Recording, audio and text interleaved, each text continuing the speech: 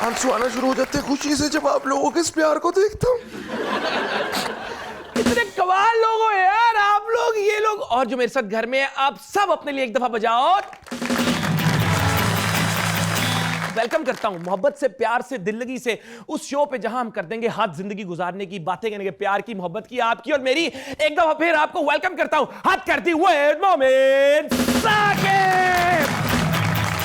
ऐसी मोहब्बत चाहिए मैं बोलूं ना बोलूं लोगों को समझ लग जाए मैं क्या क्या रहा हूं। आप लोगों को देखता हूं तो एक उम्मीद सी मेरी जिंदगी में आ जाती है, लेकिन उम्मीद भी क्या कमाल चीज है। एक इमोशन, एक एहसास है। जिसके पास उम्मीद है उसके पास सब कुछ है, जिसके पास उम्मीद नहीं है उसके पास कुछ भी नहीं है। मेरी जान, वो कहते हैं कि पानी के बगैर इंसान 4 दिन से ज्यादा जिंदा नहीं रह सकता, सांस लिए बगैर 4 मिनट से ज्यादा जिंदा नहीं रह सकता, लेकिन उम्मीद ना हो तो 1 मिनट भी जीना मुश्किल है। जीना मुश्किल है। Quaid-e Azam, father of the nation, Quaid-e Azam ने कहा failure is a word unknown to me. ये कहा कायद ने। जानलेवा बीमारी के बावजूद कायद आजम ने उम्मीद नहीं छोड़ी, जिसकी वजह से पाकिस्तान बना। और आज 14 अगस्त पे हमारे नौजवान मोटरसाइकिलों के सिलेंसर निकाल के, बाजे बजा के, रोडे ब्लॉक करके सेलिब्रेट करते हैं। सेलिब्रेट करना गलत नहीं है, लेकिन अगर तुम्हारी सेलिब्रेशन से, तुम्हारी खुशी से किसी को तकलीफ पहुंचे, इनकन्वीनियंस पहुंचे, एम्बुलेंस का रास्ता मत रोको, फैमिलीज को जाने दो, फिर हाला लाला पूरी करो, लेकिन तुम्हारी खुशी से किसी को तकलीफ पहुंचे तो वो खुशी खुशी नहीं है। इसी बात पर मैडम क्यूरी 1903 में नोबेल प्राइज जीती। साइंटिस्ट थी, रेडिएशंस पे रिसर्च की उन्होंने। पाकिस्तान च होंदी तो लोगों ने कहना सी ए शमामा वाला चिल्ला कट रही है, ए काला जादू कर रही है, लेकिन उसने उम्मीद नहीं हारी। मैडम क्यूरी लगी रही 1903 में वो नोबेल प्राइज जीत गई। और इसी बात पे तालियां बजाएं उनके लिए।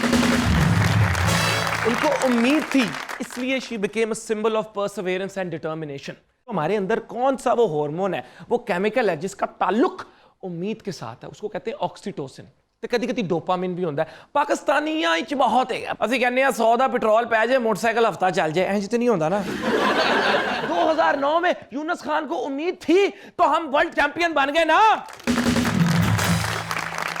मलाला को उम्मीद थी कि वो लड़कियों की एजुकेशन के लिए आवाज उठाएगी, इसीलिए उसने आवाज उठाई और नोबेल प्राइज जीती ना।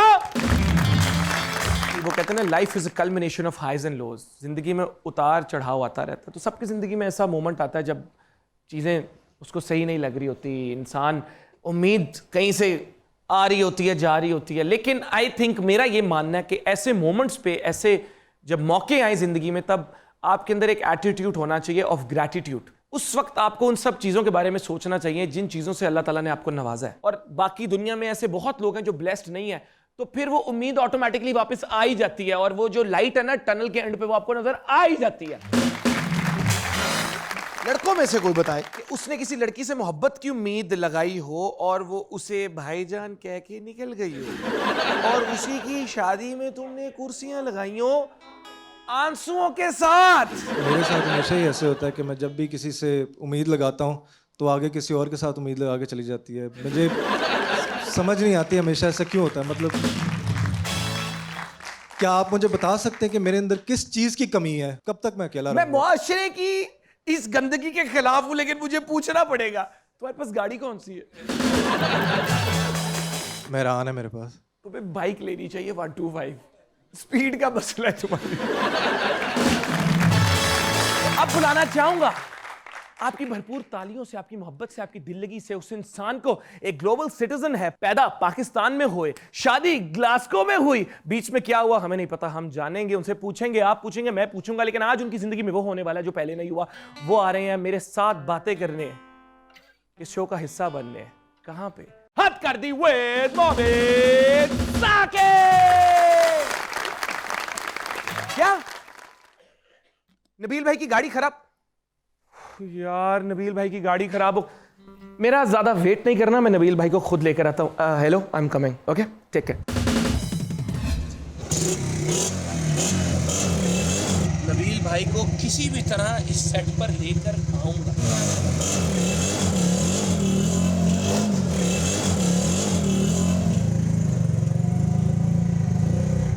किथे हो? हो गया नबील भाई होया की है गड्डी नु की होया है किथे ने नबील भाई अंदर कटो यार बाहर टाइम ही नहीं है नबील भाई मेरे हिसाब से आप मेरे साथ ही चले तो बेहतर है अच्छा आ जाए किस चीज पे जाना है हमें? हम जो भी मोड ऑफ ट्रांसपोर्ट मिल जाएगा ये तो वो जाने की बात है आ जाए नबील भाई बिस्मिल्लाह आ गई थी नबील भाई आ गए हाला हो गई चीज वही जो आपको आपकी जगह पे आपकी मंजिल पे वक्त पे पहुंचा दे नबील भाई आए अच्छा इसकी गारंटी है कि ये पहुंचा देगी? बिल्कुल नबील भाई ये हमें यार इस पे तो मैं यूके गया हुआ हूँ अच्छा माशाल्लाह बिल्कुल बिल्कुल आए जी और नबील भाई ओपन एयर जी जी बहुत ज्यादा ओपन एयर ਇਹ ਜਲਸਾ ਹੋ ਰਿਹਾ ਨਬੀਲ ਭਾਈ ਇਹ ਇਲੈਕਸ਼ਨ ਕੈਂਪੇਨ ਹੈ ਤੁਹਾਡੀ ਇਲੈਕਸ਼ਨ ਕੈਂਪੇਨ ਹੈ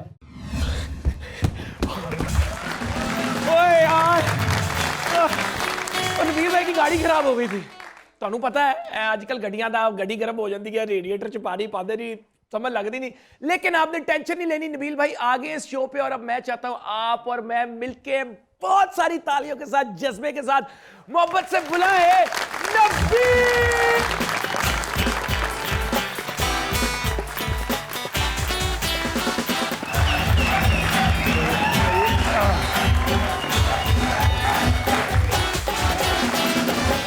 नबील भाई प्लीज बैठो बहुत शुक्रिया यार जिस तरीके से आप मुझे ले आए हैं ना ये आप ही का कमाल है ख़वातीन हज़रात आप जानते हैं ये कैसे लेके आए मुझे मेरी गाड़ी ख़राब हो गई थी और ये अपनी गाड़ी में मुझे लेके आए हैं नबील भाई जी। आपने फिल्म फतेह के लिए अपना नाम चेंज किया था जो कि वो फ्लॉप हो गई फिल्म तो आपने वापस नाम नहीं किया फिर चेंज अपना नाम क्यों नहीं मैंने चेंज किया? वापस फिर reverse क्योंकि नहीं किया। मुझे उसके साथ साथ टीवी मिल गया था दिन मेरा पहला सीरियल था और नबील मुझे पसंद भी था और नबील चल गया था तो मैंने कहा बस अब चलने दो इसको उसे क्या गड्डी चल गई है तो हुन रोकनी नहीं है चलने दो बस नबील भाई माशाल्लाह माशाल्लाह इतना प्यारा आपका तिल है वो कहते हैं कि सुनने में आया कि तिल जिनका हो वो बड़ी दौलत उनको बड़ी नसीब होती है और माशाल्लाह दौलत तो आपके पास है लेकिन आपके इंटरव्यू से हमने सुना है कि आपने बड़ा टफ टाइम भी देखा हुआ है बिल्कुल मेरा ख्याल है जो स्ट्रगल थी वो मुझे लगता है अब इस वक्त तो बड़ा वो अब जब मैं आपको सुना रहा हूँ तो मुझे बड़ा रोमांटिक लग रहा है वो टाइम वो स्ट्रगल लेकिन हर एक को गुजरना पड़ता है और अगर तिलों की वजह से आदमी अमीर होने लगे तो फिर मेरी जान जरदारी साहब का तो मुझे कोई तेल ही नजर नहीं आता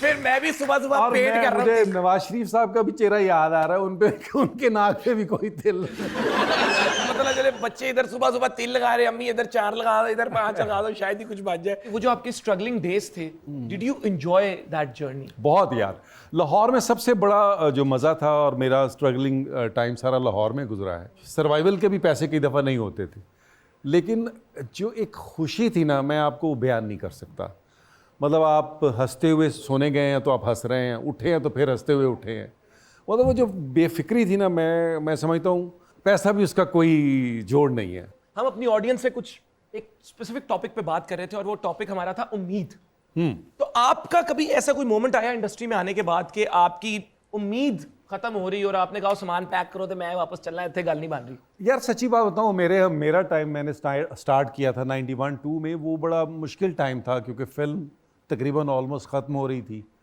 और टीवी में भी सिर्फ एक टीवी था उस सवाल का भी बहुत जवाब देना पड़ता था कि आप बहुत अच्छे एक्टर हैं हमारी फैमिली आपकी फ़ैन है आप काम क्या करते हैं इसको भी बड़ा फेस करना पड़ा आदमी को कभी भी किसी भी लम्हे में क्योंकि ला तकनतू मिर रहमत अल्लाह की रहमत से कभी मायूस नहीं होना चाहिए और उम्मीद कभी नहीं छोड़नी चाहिए